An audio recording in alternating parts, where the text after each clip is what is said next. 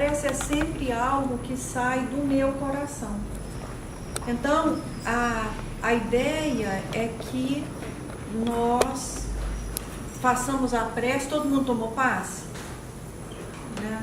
Nós que não tomamos, que o passe também, ele ajuda na ambiência, no equilíbrio, né? Do nosso ambiente emocional, mas a prece ela tem a mesma função. Então nós dizemos assim: vamos elevar o nosso pensamento a Deus. Elevar o pensamento a Deus é tirar o pensamento da matéria. Agora nós vamos parar de pensar no que eu quero ter, no que eu quero possuir, no que eu quero ganhar, no que eu quero dar, no que eu quero retribuir. É abstrair do mundo material. Isso que é elevar o pensamento. Quando eu elevo o pensamento, eu só consigo conectar com as coisas espirituais. E o que é espiritual? É o que é para sempre. Espiritual é o que eu sinto. Espiritual é o que eu penso. Espiritual é a minha intenção. Isso é espiritual. E aí eu vou desapegando das coisas materiais, não tirando delas a importância que elas têm, mas priorizando o que é espiritual. É aquilo que eu vou levar comigo na minha bagagem quando eu retornar à pátria espiritual. Isso que é elevar o pensamento. Então elevar o pensamento é dizer: meu Deus, muito obrigada. Muito obrigada pela experiência e pelo dom da vida. Porque essa vida, sendo ela difícil ou fácil, dolorosa ou alegre, é ela que vai me oportunizar fazer o meu espírito evoluir.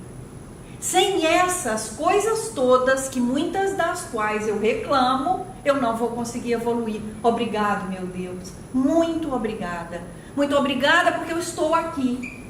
Muito obrigada porque eu compreendo quem não está. Muito obrigada porque eu não lamento quem já retornou à pátria espiritual. Compreendo a sua vontade. Porque quando eu sozinha oro e digo: Pai nosso que estás nos céus, santificado seja o vosso nome, venha a nós o vosso reino de amor e de luz, seja feita a vossa vontade. Eu preciso me lembrar que nessa oração eu digo que a vontade do Pai é sempre soberana. E eu preciso então, nessa oportunidade, elevando o meu pensamento a Deus, dar graças a Ele pela vida que Ele me concedeu. E aí, depois que eu então faço essa conexão com o divino, eu vou buscar no Evangelho, que é a minha bússola, que é meu guia, a boa notícia dessa tarde. Porque todas as vezes que abrimos o Evangelho, teremos lá uma boa notícia para nós. E é isso que nós fazemos aqui na Evangelho Terapia. É buscar no Evangelho um caminho para que eu possa lidar melhor com as minhas coisas e com as coisas do meu próximo mais próximo de mim. E quando eu digo lidar com as minhas coisas, eu digo lidar com a minha dor, lidar com a minha incompreensão e com a incompreensão do meu próximo também. Lidar com as dificuldades, lidar com as oportunidades, com o que eu ganho e com o que eu perco, com o que eu tenho e com o que eu deixo de ter. E é nesse exercício que eu preciso reconhecer o dom e o encanto da vida. E assim sendo, nós vamos nos lembrar de Zico Horta, que é o patrono dessa casa, essa casa que nos acolhe, né, que recolhe do nosso peito as nossas angústias e os nossos temores.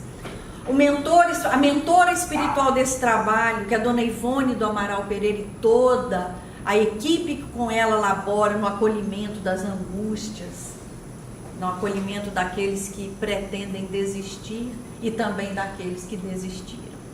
Então, que essa pleiade de trabalhadores luminosos possam estar conosco nessa tarde e que nós façamos a nossa parte. Vamos mergulhar no Evangelho e trazer o Evangelho para dentro de nós. Ok? Então, nós vamos pedir para a Val, para as mãos da Val abrirem o Evangelho para nós e o André assumirá.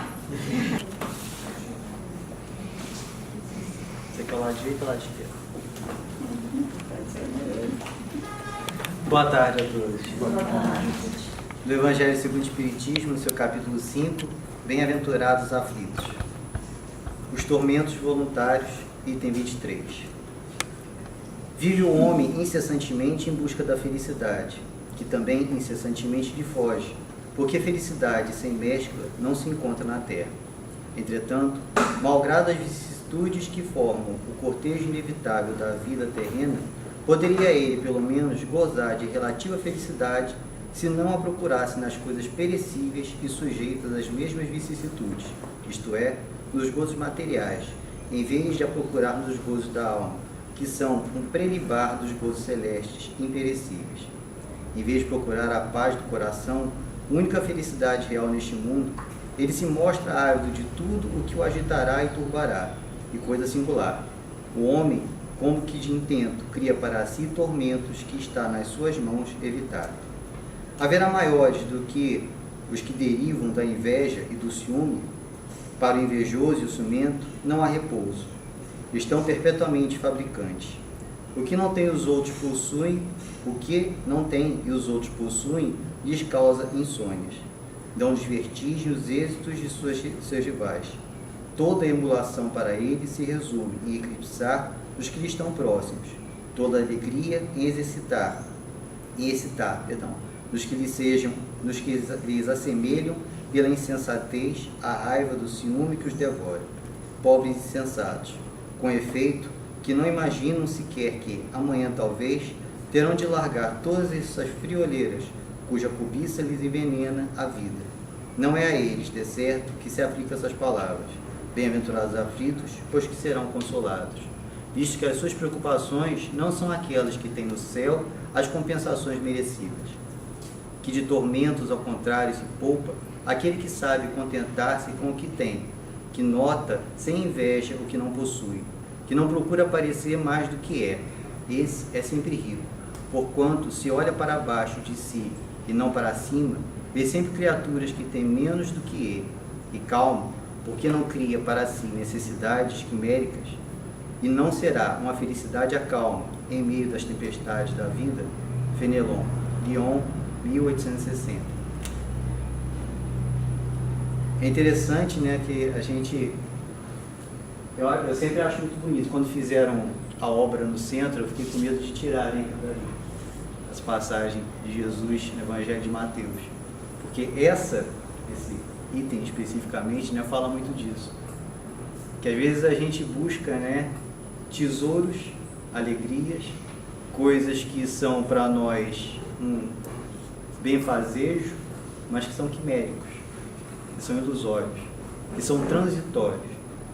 Quando Jesus falou, né, isso que está no Evangelho de Mateus, que nós tivéssemos primeiro que buscar o reino de Deus e todas as coisas seriam acrescentadas, é de que esse reino de Deus, como André Luiz fala numa obra dele, né, não só dele, mas essa página especificamente é dele, falando que reino de Deus é exatamente esse grau de plenitude do nosso espírito, a evolução do nosso espírito.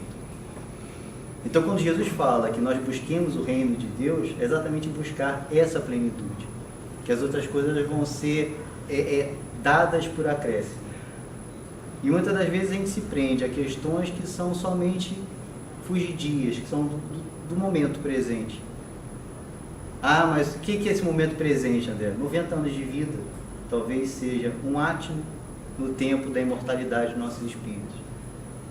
E se você passar 90 anos de vida sem buscar o reino de Deus, você não terá perdido, porque nós não perdemos o tempo, mas teremos talvez não produzido aquilo que esses 90 anos de vida poderiam produzir. Em contrapartida, você vê às vezes um jovem de 20 anos de idade que vinha desencarnar e que se talvez ele tivesse buscado mais esse reino de Deus, né, essa percepção das coisas que são maiores do que as coisas efêmeras, ele vai estar numa situação muito melhor ao desencarnar do que um de 90 anos. Porque independe da idade, depende da vontade que você... Depende, na realidade, da vontade que o espírito tem de querer crescer. Então nós temos que parar para pensar nisso que Fenelon fala. A que nós nos prendemos? Aos gozos terrenos e efêmeros, ou aqueles que são realmente celestes? Jesus disse, né? Alegrai-vos, porque grande é o vosso galardão nos céus. Ele queria mostrar que aqueles que buscam, né, a bem-aventurança da mensagem dele, não vão colher aqui na terra as alegrias efêmeras do plano físico, vão correr no plano espiritual. E às vezes aqueles que não são espíritas falam assim: vocês então vivem pensando na morte. Não isso, mas nós temos que viver pensando que na realidade a nossa verdadeira vida não é essa, é lá. E aqui é a oportunidade de exercitarmos aquilo que vamos granjear lá, ao desencarnar. O reino dos céus não é uma coisa concreta, é o espírito. E esse espírito é que é importante. Então nós temos que parar a pensar a oportunidade que nós estamos tendo hoje, inclusive, de granjear tesouros no céu. De percebermos, né, que apesar das necessidades que temos, como eu sempre falo, das coisas da terra, das coisas materiais, elas não são e não devem ser o essencial e o primordial na nossa vida. Elas são necessárias, mas não devem ser o primordial. O primordial é que nós busquemos dentro de nós esse tesouro divino que já se encontra em nós, escondido, oculto, que nós temos que desenterrar ele e fazer com que ele floresça. Porque aí sim, aí nós vamos ser dignos de receber esse tesouro. Nós vamos ser dignos de chegar, né, e falar para Deus: olha, o que me deste foi isso, e eu procurei produzir com um pouco que eu recebi. Então que a gente possa sair daqui pensando nisso, pensando nessa bela frase de Jesus, que é o reino dos céus que nos espera. E esse reino dos céus é a conquista nossa, de todos os dias, sobre nós mesmos. Nós contra nós mesmos. Nós contra o mundo. E às vezes o mundo vai falar: vem. E a gente tem que abrir mão do mundo e falar: não, não vou. Não vou porque não é isso que eu quero. Eu quero algo mais. Perdão. E busquemos esse algo mais. Agora é a hora de buscarmos. Muita paz. A evangelho-terapia, ela vai fazer com que nós peguemos essa explanação que o André fez, né, do Evangelho, que fala de uma das bem-aventuranças, e ele falou que bem-aventurados os aflitos. E um item específico que fala daquilo que eu busco, né, dos tormentos voluntários, daquilo que eu mesmo causo. Então é isso que Jesus está dizendo para mim nessa tarde. Ele está dizendo para mim assim: você já parou para pensar que você é uma bem-aventurada porque você tem hoje uma aflição? Você já pensou que a aflição que hoje te visita é a sua porta de acesso à paz? Assim eu entendo que ele está dizendo para mim. Mas ele está dizendo para mim que existem coisas que eu passo hoje porque eu procurei. Então, nesse momento, nesse pequeno espaço de tempo que nós teremos aqui, se desejarmos, nós faremos essa partilha do que hoje eu compreendo, do que hoje eu entendo que Jesus disse para mim com relação às minhas aflições. Então ele está dizendo duas coisas importantes e eu vou repeti-las: que eu sou bem-aventurada porque tenho uma aflição. E depois ele me diz também: observe que algumas aflições é você quem provoca. Elas nem estavam no script, mas você as provocou. Então você vai se responsabilizar por elas. Vamos então dar um mergulho dentro de nós mesmos e acharmos esses componentes? Vamos?